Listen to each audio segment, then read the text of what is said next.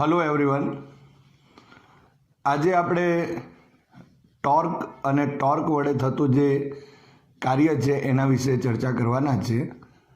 તો સૌપ્રથમ આપણે જે ટોર્કની વાતો છે, આપણે જાણીએ છીએ કે કોઈ જો દ્રઢ પદાર્થો હોય તો એ દ્રઢ પદાર્થ ઉપર જ્યાં સુધી એક પરિણામી ટોર્ક ન લાગે ત્યાં સુધી એ જે દ્રઢ પદાર્થ એ ચાકગતિ કરી શકતો નથી. આપણે જે ચાકગતિ સંતુલન જોયું એ ચાકગતિ સંતુલનમાં પણ વાતો કરી કે જ્યારે એ પરિણામી જ્યારે ટોર્ક એ શૂન્ય થઈ જાય, એટલે કે એના પર લાગતા બધા ટોર્કોનું જે પરિણામી ટોર્ક છે એ શૂન્ય થાય તો ત્યારે ચાકગતીય સંતુલન કહેવાય અને ત્યારે કોઈ પણ પ્રકારનું ટોર્ક લાગતું નથી. એટલે જો દ્રઢ પદાર્થ જે છે તો એ દ્રઢ પદાર્થની અંદર એ ચાકગતિ માટે કોઈ એક ચોક્કસ ભ્રમણાક્ષને અનુલક્ષીને ચાકગતિ કરવા માટે ટોર્ક જરૂરી છે. બીજી એક વાત આપણે એ પણ જાણીએ છીએ કે જો કોઈ દ્રઢ પદાર્થની જે ચાકગતિ છે એ ચાકગતિની અંદર જે ટોર્ક હોય એ ટોર્કનો જે ભ્રમણાક્ષ છે અથવા તો જે પરિભ્રમણ અક્ષ છે એને જે સમાંતર જે ઘટક હોય એ સમાંતર ઘટક જ એક ચાકગતિ માટે જવાબદાર ઘટક હોય છે. પરંતુ એ જે ભ્રમણાક્ષ છે એને જે લંબ ઘટકો હોય એ લંબ ઘટક એ ચાકગતિ માટે જવાબદાર હોતો નથી, કારણ કે એ માત્ર ને માત્ર જે નિશ્ચિત જે પરિભ્રમણ અક્ષ છે એ અક્ષને સ્થિર રાખવા માટે જ જવાબદાર હોય છે.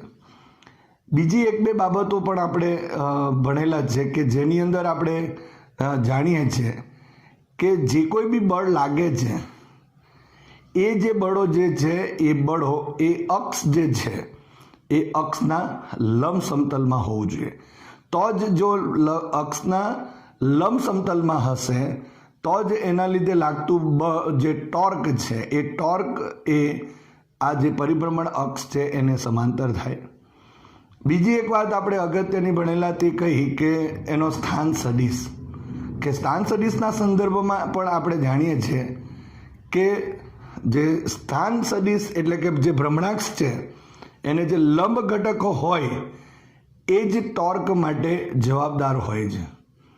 એ અક્ષની દિશામાંનો જે સ્થાન સદિશનો જે ઘટક છે એ ટોર્કના માટે જવાબદાર હોતો નથી. એટલે આ બધી ચર્ચાઓ જે છે એ ટોર્કના સંદર્ભમાં એટલા માટે છે કે ટોર્કના વિશે આપણે આટલી માહિતી જો હોય તો એના ઉપરથી એના વડે થતું જે કાર્ય છે એને પણ આપણે ઇઝીલી કેટલું હોય એ કાર્ય સમજાવી શકાય. તો આપણે સૌપ્રથમ ટોર્કની એક નાની સરખી એક કણ માટે જે લાગતું ટોર્ક છે એની આપણે ચર્ચા કરીએ, જે આપણે આગળ કરેલી જ છે પણ એનું થોડું રિકેપ જેવું જોઈ લઈએ. તો અહીં આપણે જો કહીએ તો ધારો કે આપણે આ કાર્ટેશિયન યામાક્સ પદ્ધતિમાં એક્સ, અહીં વાય અને અહીં ઝેડ છે. આપણે જાણીએ છીએ કે આ પી એ કોઈ કણ છે, પાર્ટિકલ, અને એનો સ્થાન સદિશ આ રીતે આપણે લખતા હતા. હવે આ જે આર સ્થાન સદિશ છે તો એની દિશા આપણને આ રીતે મળશે અને એના પર લાગતું જે બળ છે એ બળ એ ધારો કે આ રીતે છે. આ એફ બળ લાગતું હતું.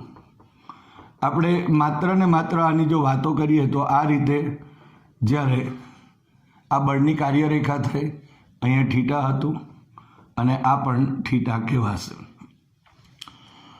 તો અહીં જે બળની કાર્યરેખા ટો ઇઝ ઇક્વલ ટુ આપણે જાણીએ છીએ આર ક્રોસ એફ આપણે લખીએ છીએ અને એમાં પણ આરના બે ઘટકો થયા. એક તો આ જે આપણા પાસે જે પરિભ્રમણ અક્ષ છે કે જેને અનુલક્ષીને આ જે કણ એ ચાકગતિ કરતો હોય તો એનો આ એક લંબ ઘટક જેને આપણે અહીં એમ પણ લખતા હતા અને આના માટે આપણે આર સાઇન થીટા લખીએ છીએ અને આ જે છે એને આર કોસ થીટા થશે.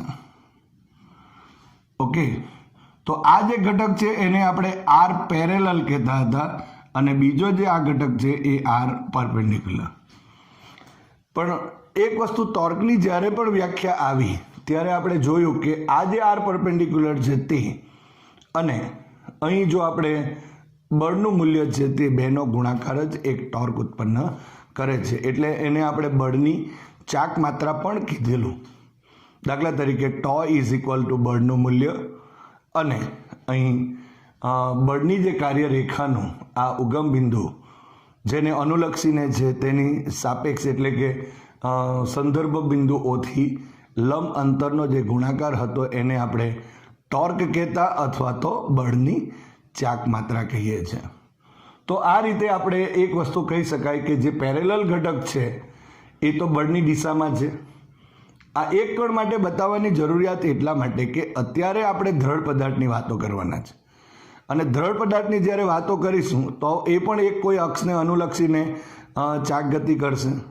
ધારો કે આ જો આપણા પાસે ઝેડ અક્ષ હોય તો આ જે દ્રઢ પદાર્થ છે એ દ્રઢ પદાર્થ એ XY સમતલની અંદર અહીં જે ગતિ કરતો હશે અને એના માટે જે બળ લાગતું હશે તે પણ એ લંબ સમતલમાં જ લાગતું હશે કે જે આ અક્ષને પણ કેવું હશે લંબ સમતલમાં છે અને એટલા માટે એના લીધે ઉદ્ભવતું ટોર્ક જે હશે એ આ જે અક્ષ છે એ અક્ષને સમાંતર દિશામાં હશે. તો આ નાની નાની જે બાબતો છે એને આપણે અહીં કાળજીમાં રાખવાની છે. એટલે આપણે આર પરપેન્ડિક્યુલર અને બળનો ગુણાકાર અહીં ટોર્ક આપશે જે એક કણ માટે વાત થયેલી. પણ અહીં દ્રઢ પદાર્થની અંદર ઘણા બધા કણો છે એટલે સૌપ્રથમ આપણે એક કણ માટે થયેલું જે કાર્ય શોધી નાખીએ અને ત્યાર પછી ઘણા બધા n કણો છે એવું સ્વીકારી લઈએ કે તંત્ર n કણોનું બનેલું છે. તો બધા જે કાર્યો છે એ બધા કાર્યોનો એક આપણે સરવાળો કરી દઈએ જે આપણને ટોટલ કાર્ય આપશે. તો અહીં એ જ રીતે આપણે આ જે ટોર્ક વડે થતું કાર્ય છે એને સમજીએ. તો સૌપ્રથમ આપણે જો આ એક ટોર્કની નાની સરખી આપણે વાતો કરી. હવે ધારો કે એક આકૃતિ આપણે દોરીએ છીએ જે 2 ડાયમેન્શનલ જ આપણે બતાવીશું. સમજવા માટે અહીં ઇઝી રહેશે. આપણે x ડેશ અને અહીં y ડેશ લખીશું. આ અહીં આપણે C લખીએ સેન્ટર જે છે તે અને કોઈ એક કણ અહીં ધારો કે આ રીતે અહીં વર્તુળાકાર માર્ગે ગતિ કરે છે એવું આપણે લઈ લઈએ અને આ જે સ્થાન સદિશ છે એને ધારો કે આપણે R1 નામ આપી દઈએ. આ x ડેશ સાથે બનાવેલો ખૂણો ધારો કે થીટા છે અથવા તો આ ખૂણાને આપણે થીટા ડેશ કહી દઈએ. ઓકે, તો R1ની દિશા જો આપણે કહીએ તો આ રીતે અહીં થશે R1, આ રીતે R1 થયું.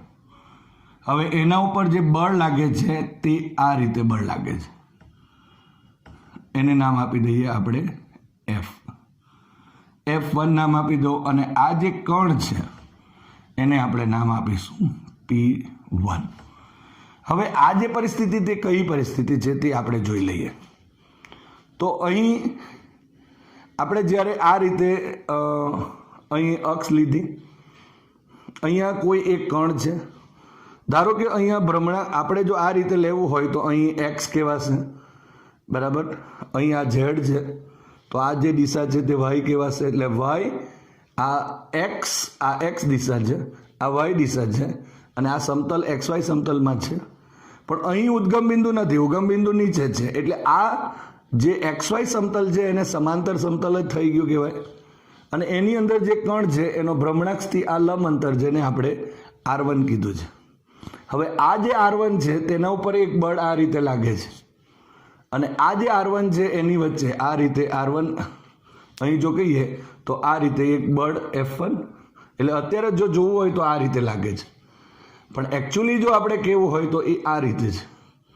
અને આ જે બળ લાગે છે એની વચ્ચેનો જે ખૂણો છે એ ધારો કે અહીં α1 કહી દઈએ. હવે આ જો આપણે વ્યવસ્થિત જો લખી દીધું કે R1 છે, અહીં બળ F1 લાગે છે, એનો મતલબ કે આ જે સમતલ છે એ સમતલ XY સમતલને સમાંતર સમતલ છે, જ્યાં P બિંદુ છે એ સમતલ. એનો મતલબ એમ થયો કે અહીં સ્પર્શકની દિશામાં વેગની દિશા, ઉપર ઓમેગાની દિશા જે આપણે ભણેલા છે એ તો બધું આવવાનું જ છે. એના વિશેની બી થોડીક વાતો આપણે કરીશું અત્યારે. પણ અહીં મહત્ત્વની જે બાબતો છે તે કાર્ય શોધવા માટે આપણે શું કરવું પડશે? તો ડબલ્યુ એટલે કે કાર્ય બરાબર એફ ડોટ ડી લખતા હતા, એટલે કે સ્થાનાંતર. તો બેનો ડોટ પ્રોડક્ટ જો લઈશું તો આપણને કાર્ય મળી જશે. અને ટોર્ક વડે કેવી રીતે થાય છે એની પણ આપણે ચર્ચા કરીએ. તો અહીં લખી શકાય કે આકૃતિમાં દર્શાવ્યા મુજબ ઝેડ અક્ષ ને અનુલક્ષીને દ્રઢ પદાર્થ ચાક ગતિ કરે છે. એટલે કે અહીં ઝેડ અક્ષ છે તે ભ્રમણાક્ષ થઈ ગઈ. એટલે એનો મતલબ એમ થયો કે આ ભ્રમણાક્ષની દિશા આ રીતે આપણે બતાવી શકીએ અહીં 3 ડાયમેન્શનલમાં. 2 ડાયમેન્શનલમાં બતાવવાનો હેતુ એક જ છે કે આપણે 3 ડાયમેન્શનલમાં અત્યારે અહીં આ રીતે નહીં બતાવી શકીએ. અહીં જો બતાવીશું આપણે ઇઝીલી આપણે જે આ રીતે બતાવીએ છીએ એ 3 ડાયમેન્શનલમાં આ રીતે હશે. હવે કણ P1 એ x ડેશ y ડેશ સમતલમાં વર્તુળાકાર ગતિ કરે છે. અહીં આપણે લખી શકાય કણ P1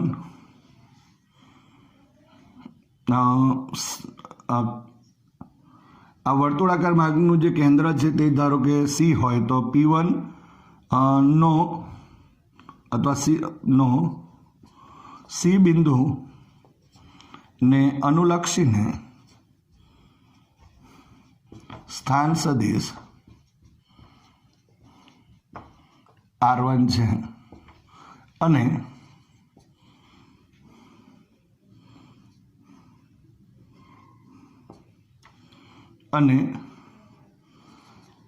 અક્ષને લંબ સમતલમાં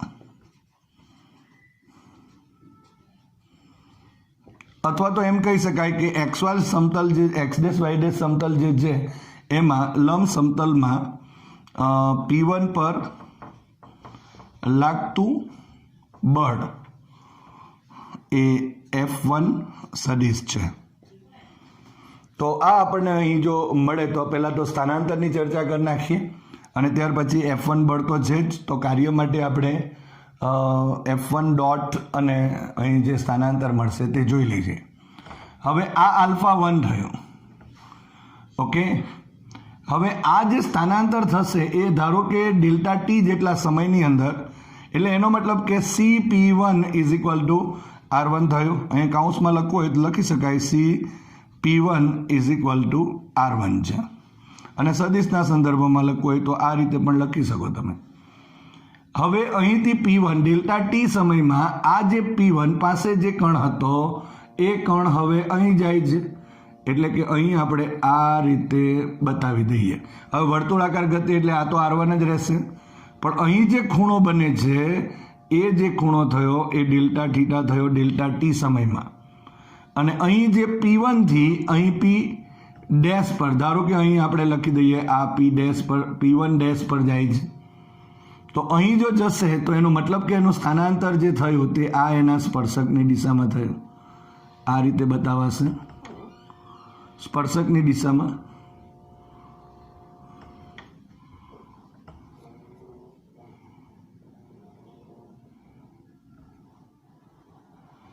આ રીતે અને આપણે નામ આપી દઈએ ડેલ્ટા S1 સ્થાનાંતર જે છે તે. અને એનો F સાથેનો જે ખૂણો છે એટલે કે આ જે ખૂણો છે એને આપણે ધારો કે થીટા નામ આપી દઈએ. એટલે અહીં જો આપણે કહીએ તો P1 થી P1 ડેશ જે આપણને મળે છે એ ડેલ્ટા S1 છે. અને આ ડેલ્ટા S1 નો F1 સાથેનો જે ખૂણો એ થીટા 1 થશે, થીટા થશે. હવે જો આપણે વિચારીએ અહીં તો આ થીટા અને α1 બેનો જો સરવાળો કરીએ તો આ 90 થવાનો, કારણ કે આ સ્પર્શકની દિશામાં છે અને R1 છે એ આ રીતે લંબ જે કેન્દ્રગામી દિશામાં જો આપણે વિચારી શકીએ તો મતલબમાં કેન્દ્રને જોડતી એટલે ત્રિજ્યાનો છે, માટે અહીં આ બેની વચ્ચેનો એંગલ એ 90નો થયો કહેવાય. એ પણ આપણે અહીં જોઈ લઈશું. હવે શું થશે તો અહીં જો આપણે જે ખૂણાની જે વ્યાખ્યા છે એના પરથી આપણે લખીએ તો આપણે લખીએ કે ડેલ્ટા ટી સમયમાં જે કણ જે છે P1 કણ P1 થી P1 ડેશ બિંદુ પર જાય છે, માટે કણે કરેલું સ્થાનાંતર નું મૂલ્ય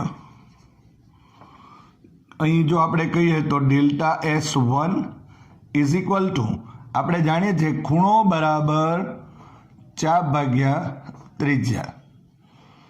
તો અહીં જો આપણે લખવું હોય તો ત્રિજ્યા R1 છે, ખૂણો ડેલ્ટા થીટા છે, કારણ કે ડેલ્ટા ટી સમયમાં ડેલ્ટા થીટા જેટલું એ કોણીય સ્થાનાંતર કરે છે, એટલે આપણે લખીશું કે ડેલ્ટા થીટા એ કોણીય સ્થાનાંતર છે. ચાપના માટે લખીએ તો ડેલ્ટા S1 લખી દઈએ અને ત્રિજ્યા તો R1 છે, તો અહીં શું લખાશે R1 ઇન્ટુ ડેલ્ટા S1 થયું. 1 ઇન્ડિકેટ કરે છે કે અહીં જે કણ 1 છે એની આપણે ચર્ચા કરી રહ્યા છીએ. તો આ રીતે સ્થાનાંતર મળે છે. અને આ ડેલ્ટા S1 અહીંયા જો આપણે કહીએ તો ડેલ્ટા S1ની દિશા બિંદુ P પાસે P1 પાસે સ્પર્શકની દિશામાં છે.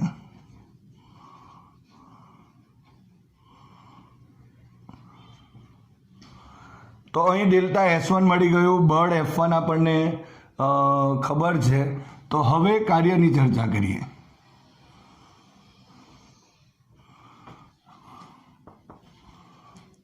તો અહીં લખી શકાય માટે જે કણ જે છે એ કણ પર બળ વડે થતું કાર્ય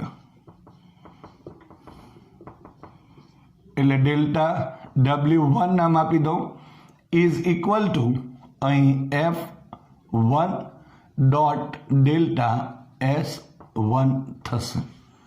ફરી એકવાર અહીં ડેલ્ટા થીટા જે ડેલ્ટા ટી સમયની અંદર જે કોણીય સ્થાનાંતર છે તે દર્શાવે છે. સો કણ પર બળ વડે થતું જે કાર્ય એ delta W1 is equal to F1 dot delta S1 જેટલું અહીં મળે છે. હવે ડેલ્ટા S1ની કિંમત તો અહીં આપણને મળી ગઈ છે. સોરી, અહીં S1 નહીં આવશે, અહીં થીટા આવશે. Sorry, delta S1 is equal to R1 into delta theta. એટલે આ આપણે અહીં જે સમીકરણ છે, ધારો કે આને 1 નંબર આપી દો તો એ અહીં એડ કરી દઈશું. પણ તે પહેલાં અહીંયા જો આપણે લખવું હોય તો F1 ઇન્ટુ ડેલ્ટા S1. ફરી એકવાર અહીં delta S1 is equal to R1 into delta theta છે, આ રીતે લખાશે. અને અહીં આપણે F1 delta S1 into cos, અને આ બેની વચ્ચેનો ખૂણો જે આપણે અહીં કેટલો લીધો છે, થીટા લીધો છે, માટે હું અહીં થીટા લખી શકું. અને જો આકૃતિ પરથી લખીશું તો કીધું તે પ્રમાણે theta plus α1 is equal to 90 થશે. સો કિંમતો મૂકીએ તે પહેલાં આકૃતિ પરથી પણ લખી દઈએ. આકૃતિ પરથી theta plus α1 is equal to 90 degree, માટે અહીં theta is equal to 90 degree minus α1 થશે. હવે F1 તો લખી દઈએ છીએ. અહીં આપણે લખીશું R1 ઇન્ટુ ડેલ્ટા થીટા, આ ડેલ્ટા થીટા. અને આ જે કોણીય સ્થાનાંતર છે ને એ દ્રઢ પદાર્થ માટેની જ્યારે ચર્ચા કરીએ, આ ડેલ્ટા થીટા એ દરેક માટે એક સરખો હશે. કારણ કે દ્રઢ પદાર્થ છે એટલે એક કણ જેટલું કોણીય સ્થાનાંતર કરશે એવા જ બધા જ જે કણો છે તે એટલું જ કોણીય સ્થાનાંતર કરતું હશે. અને અહીં જો આપણે લખીએ તો cos 90 ડિગ્રી માઇનસ α1 થશે. તો અહીં આપણે માઇનસ α1 થયું. સો હવે આવશે F1 R1 અને આ જો cos 90 minus alpha 1, 90 minus alpha 1 એટલે સાઇન થવાનું, માટે અહીં આપણે લખી શકીએ sine alpha 1 into delta theta. તો આ જે આપણને મળે છે એ ડેલ્ટા W1 મળે છે. તો આને સમીકરણ નંબર આપણે અહીં 2 આપી દઈએ. તો આ રીતે આપણે અહીં જે કણ x છે એટલે કે આ કણ પાર્ટિકલ 1 P1 છે એના ઉપર જે બળ લાગે છે F1 જેટલું બળ લાગે છે કે જેનો આ જે ભ્રમણાક્ષ જે છે એનાથી લંબ અંતર જો કહીએ તો R1 જેટલું છે, અથવા તો એનો સ્થાન સદિશ C થી સ્થાન સદિશ જે છે એ R1 જેટલો છે. અને એ જો R1 જો આપણે અહીં લખી દઈએ તો તે જે આલ્ફા 1 એ બળ અને R1 વચ્ચેનો જે એંગલ છે તે, અને ડેલ્ટા થીટા એ ડેલ્ટા ટી સમયની અંદરનું કોણીય સ્થાનાંતર દર્શાવે છે. તો હવે આપણે જો કહીએ કે આ રીતે જો આપણે અહીં લખી દઈએ તો હવે એક આકૃતિ બીજી દોરી દઈએ કે ઉગમ બિંદુને અનુલક્ષીને કોઈ એક ચોક્કસ સંદર્ભ બિંદુને અનુલક્ષીને આપણે ટોર્ક શોધતા હોય છે. તો અત્યારે આપણે જો એ જ વાત કોઈ ઉગમ બિંદુની વાતો આપણે અહીં કરીએ તો ઉગમ બિંદુને અનુલક્ષીને જે લાગતું જે ટોર્ક છે તે કેટલું હોય એની આપણે ચર્ચા કરીએ. તો એક આકૃતિ પહેલાં જોઈએ. આપણે ધારો કે આ રીતે જે દ્રઢ પદાર્થ છે એની આકૃતિ એક દોરી દઈએ.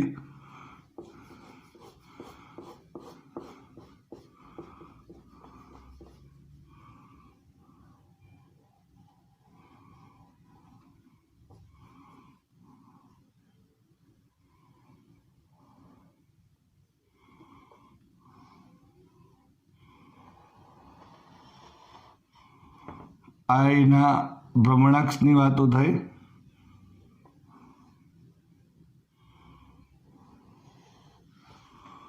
અહીં ધારો કે ઉગમ બિંદુ O છે, અહીં આપણે જે P બિંદુ લીધું છે એનો સ્થાન સદિશ ધારો કે આ રીતે R લખી શકાય, અને આ જે P1 છે, અહીં P1 છે આપણે માની લઈએ, અને આ C છે. તો તમે જોઈ શકો છો કે અહીં અને ઓમેગાની દિશા પણ આપણે આ રીતે નક્કી કરેલી છે. ઓમેગાની દિશા પણ આ રીતે થાય. આ બિંદુ પાસે સ્પર્શકની દિશામાં જો આપણે વિચારીએ તો સ્મોલ v કહેવાય. આ રીતે ઓમેગાની દિશા નક્કી કરી શકાય. આમ ઓમેગાની દિશા આ રીતે હશે અને આ રીતે 90 ડિગ્રીની વાતો થાય. બીજી એક વસ્તુ, અહીં જો આપણે આરના 2 ઘટકો થયા. અત્યારે જે વાત કરી છે એ જ છે CP1 જે આપણે લખેલું છે એ CP1 એટલે આ છે CP1. એટલે અહીં જો આપણે કહીએ તો આ આરના 2 ઘટક થશે. એક તો આ દિશામાંનો ઘટક, એક આ જેને આપણે R પેરેલલ કહીએ છીએ, અને અહીંયા જો આપણે કહીએ તો R પરપેન્ડિક્યુલર કહીએ, જેને આપણે અહીં R1 કહેવાના છે.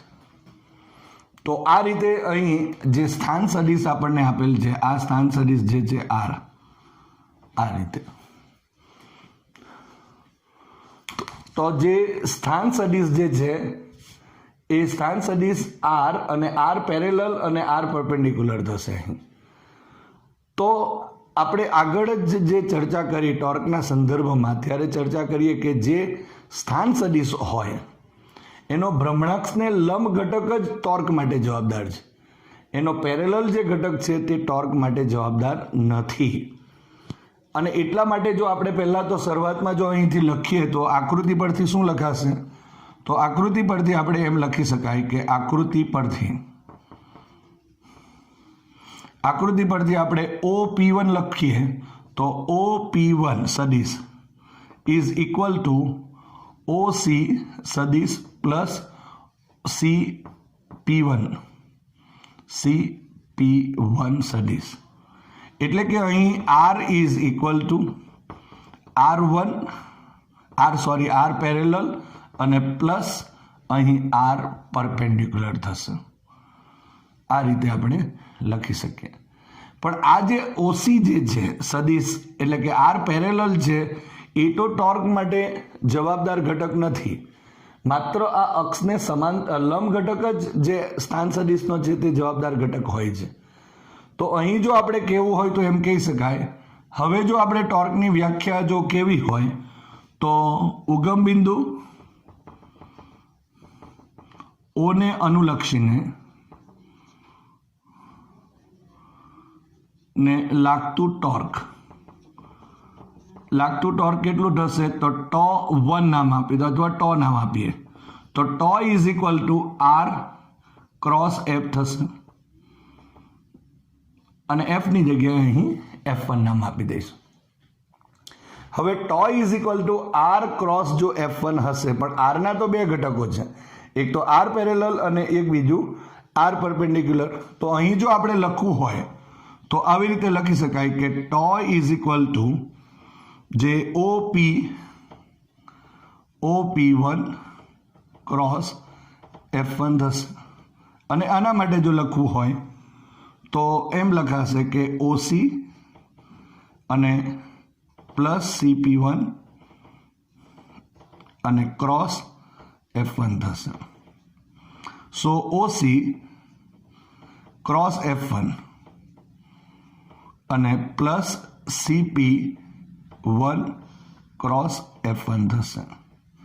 હવે આ જે CP1 જે મળે છે તે તો R1 આપણે લખી દઈએ અહીંયા અને F1 બી છે એટલે જે પહેલા કળ પર લાગતું ટોર્ક છે તે મળશે. આના લીધે જે મળતું ટોર્ક જે છે OC ક્રોસ F1 એના લીધે મળતું જે ટોર્ક હોય એ કેવું હશે? શૂન્ય. માટે τ ઇઝ ઇક્વલ ટુ હવે આ જે પોર્શન છે OC જે અહીં અક્ષને સમાંતર ઘટક છે તો એના લીધે આપણે જે આ ચર્ચાઓ કરી તેના માટે જો કહી શકાય કે આર પેરેલલ જે ઘટક છે એ ટોર્ક માટે જવાબદાર ઘટક હોતો નથી.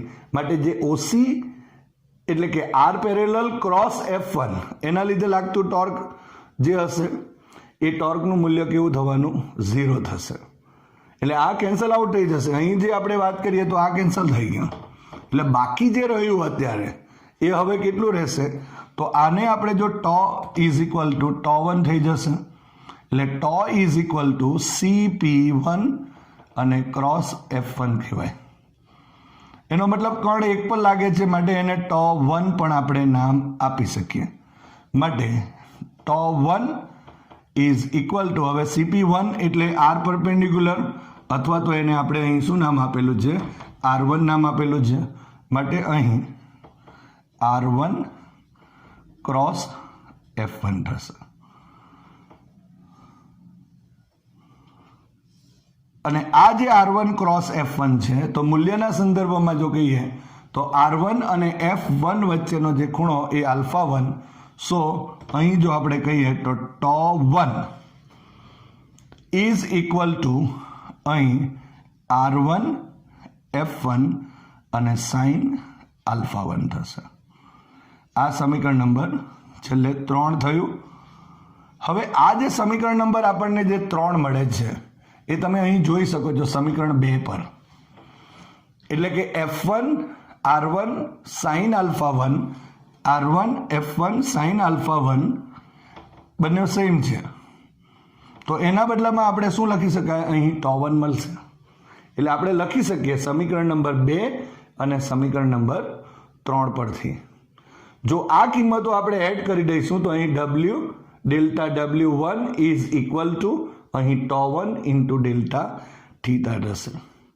એનો મતલબ કે કણ એક જે છે એના પર જે બળ વડે થતું જે કાર્ય છે એ આપણને અહીં મળી જશે. તો એ પહેલું કાર્ય મળશે. એ જ રીતે દ્રઢ પદાર્થના n કણોનો જો બનેલો હોય તો એના માટે n કાર્યો થશે અને એનો જો આપણે સરવાળો કરી દઈએ તો આપણને એક ટોટલ જે ટોર્ક વડે થતું જે કાર્ય છે તે મળી જશે. હવે આ સમીકરણ નંબર 2 અને સમીકરણ નંબર 3 ના પરથી આપણે લખીએ તો સમીકરણ નંબર 2 અને 3 પરથી